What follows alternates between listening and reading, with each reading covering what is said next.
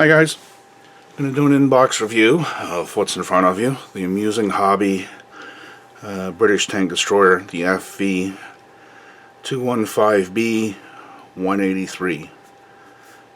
We'll go around the box quickly first. Usual renderings, highlighting some of the metal. There's some metal springs, a little bit of photo etch. An interesting looking 50 caliber and individual track links.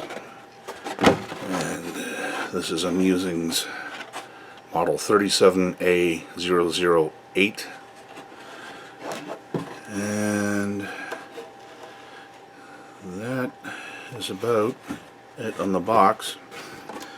For those of you that have never heard of it, you're obviously not World of Tanks players.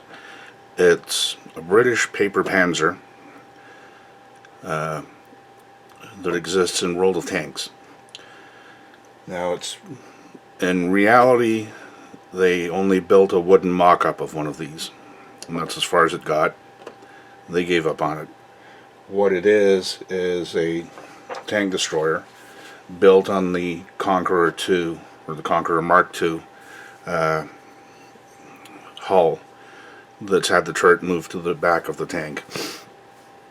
And for those of you that play the game, yeah, I picked this model up because it's been removed from the tech tree, but it's still in game. If you had it before it was removed from the tech tree, you've got it plus the Badger. And for those who don't play the game, this thing is a monster. It's picked up the nickname the DEATHSTAR. It was actually even worse or better, depending on how you look at it, when it first entered the game. It could one-shot probably 2/3 of the other vehicles in World of Tanks at top tier, tier 10. It's a blast, literally, to play, loaded with hash ammunition. But I'm not going to discuss the game. I'm not that good at it. I do have this. I do have the 183 in the game, and it is fun to play. Anyway, we'll move on. Get to the instructions. They've got a little bit of color here, the usual gibberish. The sprue map, well, you guys can see it fairly well. A little bit of color there as well, and it's pretty much a normal build up for us. Let's get in a little bit closer, shall we? Alright, better. Lower hull, adding suspension, some standoff pieces for some external armor. This is where the springs go. I think they give you, what is it, 8 of them. I'm not sure if this leaves this workable or not, which might actually be good if you wanted to do a diorama, seeing as it's also got the workable tracks. But the instructions are not busy at all. You know, in here you're adding the sub-assemblies and the gas filler caps, I guess. So, rear drive, it says do not glue. So again, I'm not sure how workable this is. The tracks will be glued, their individual links, so might be helpful for fitting the last piece or two. Again, more hull stuff. This is wording. It says angle adjustment or adjustable, but no indication of why you would want to do that. And then there's sort of mini shruzen down here goes on. We'll see that more clearly later. And by step 7, you know, most of the lower hull is done, or the bottom of the lower hull anyway. You know, a grand total of 5 pieces getting attached in step 8. the what do you call it? The barrel holder, crutches, it's called in Britain anyway.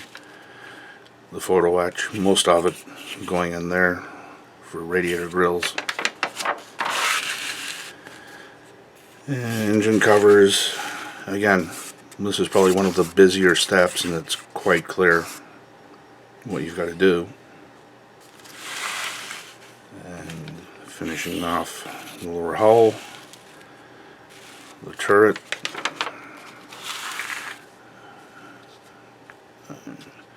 Some of these are a little bit cluttered and a little bit confusing at first. If you notice, the side instruction plate for number 15 includes that 50 caliber, which doesn't actually go on until step 20. Anyway, just a whole step of smoke launchers, more ammunition for your 50 caliber, which eventually goes on, and then the big gun. There's no interior detail for it, it's just a barrel sticking out the front.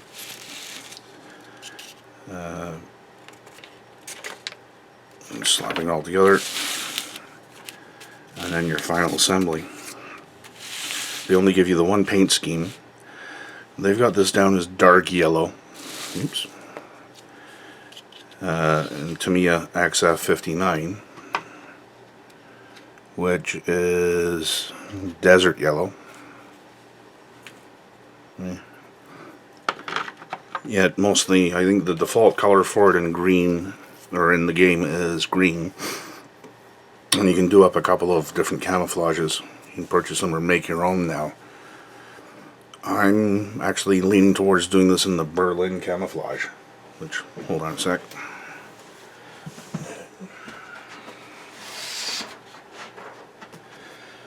My printer is giving out. And for those who don't know, that's the Berlin camouflage.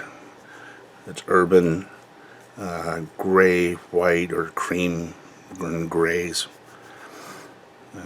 for an urban setting. And I've seen a picture of one of these done at it, I think from World of Tanks. It looks good. I may do that, but that's a lot of masking. It'll be the first time I'm trying something that intense for masking. Anyway, on to the parts. Now, the lower hull did come wrapped in this stuff, which is just as well. We'll get to it in a little while. It's a lot of sprue stubs down in here. Not a problem in this piece, but hold on. And there's where they've broken this off or cut it off, the sprue they've molded it on. There is some cleanup to do. Any on this side? No, nothing major. In the upper hull, these sprue stubs, 6 of them in total, are big, and these will be visible, or these would be visible. So you're gonna have to clean that up, cut carefully, and spend some time sanding. And again, little bits to clean up inside the turret ring. Other than that, decent molding. It seems flat. Doesn't seem like it's warped, which is just as well because the box arrived fairly dented. I'll show you the problem with that. All these came in the one bag underneath them. And there's 1, 2, 3, 4, 5, 6 sprues in there. Let me deal with this. Some more pieces have dropped off.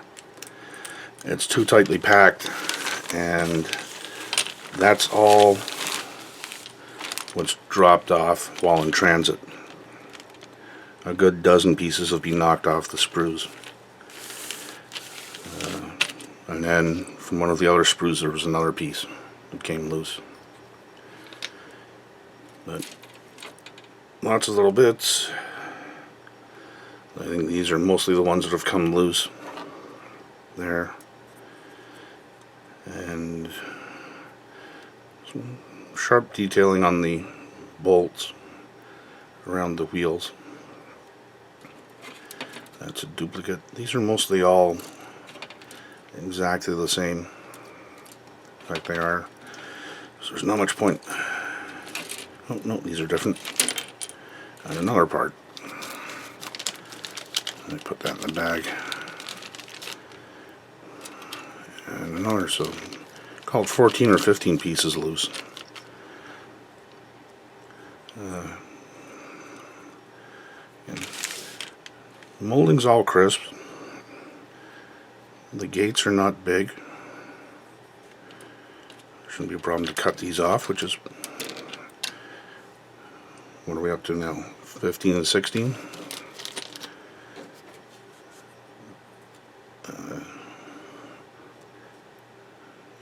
Nothing terrible that I can see. Everything looks pretty good. Move that over to the side. And the tracks. They come in a Ziploc bag of their own. And I'm going to pull one or two of these out.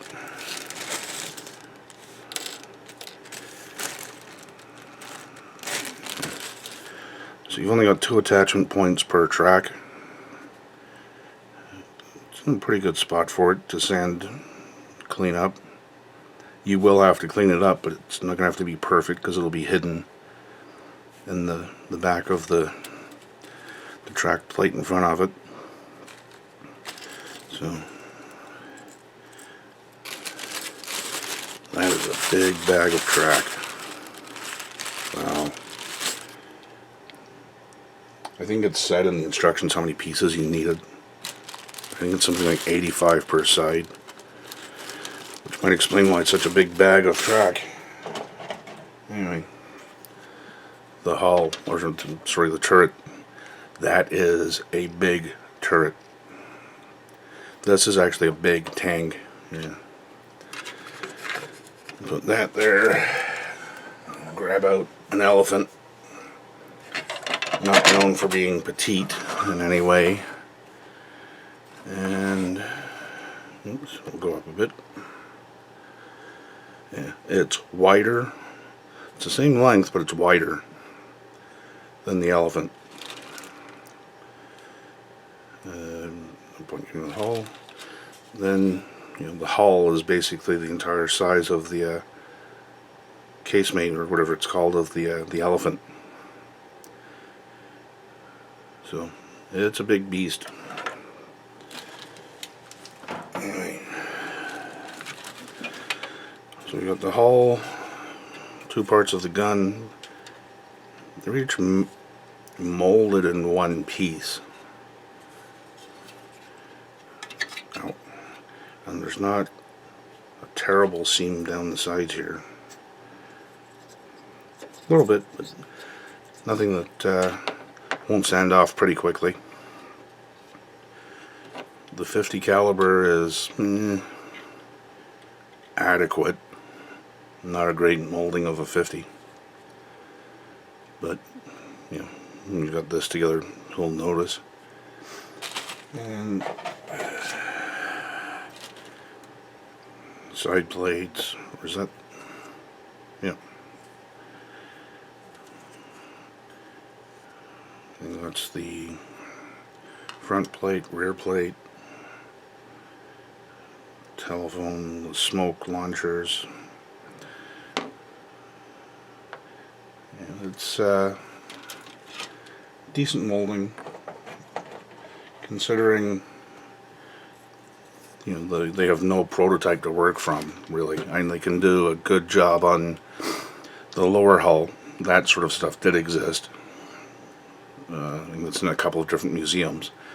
But as far as the overall tank and the hull, or the turret and the gun, it was made out of plywood and was probably chopped up by 1955. So I don't think there's one picture of it, perhaps, that might actually just be a CAD or a fake.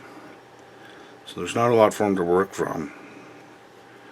so I don't expect a ton of detail. There we go. And there's part of the gun lock. This is for underneath, this won't be seen. So all in all, I'm looking forward to building this, simply because there was no, nope, sorry, not done. That is photo etch, all of it, and what you get, not a huge amount. And there's the springs, supposedly 8. If you don't mind, I'm just going to leave them in the back because they look like they're going to get lost pretty quick. And for something that only comes with one paint scheme, which doesn't even look right on it, they do give you a fair number of options as far as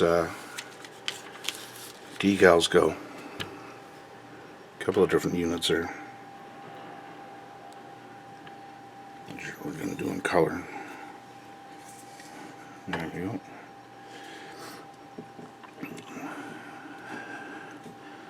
And they actually look pretty good. They're not thick, and I'm not seeing a huge amount of excess around any of them. So they're not bad. They're good. So all in all, this will be a fun build. Until I get to the paint, I'll probably not be happy with the one I choose anyway, but unless I do that Berlin camouflage, and that's kind of intimidating. But there you have it. Amusing Hobbies has done a couple of other paper panzers from World of Tanks. What is it? The 4502. A couple of the German heavy tanks that never went into production. I'd have to look it up. So obviously they've had some sort of partnership, or at least strong admiration of World of Tanks. And we'll have to see what else they come out with. But with the Death Star no longer in the tech tree but still in the game, I'm not sure how much longer Amusing Hobby will keep this in production, so I decided to grab it up now. And now that I think about it, there's no clear for any of the periscope lenses or the headlights, so I guess I'll have to use white glue and make them.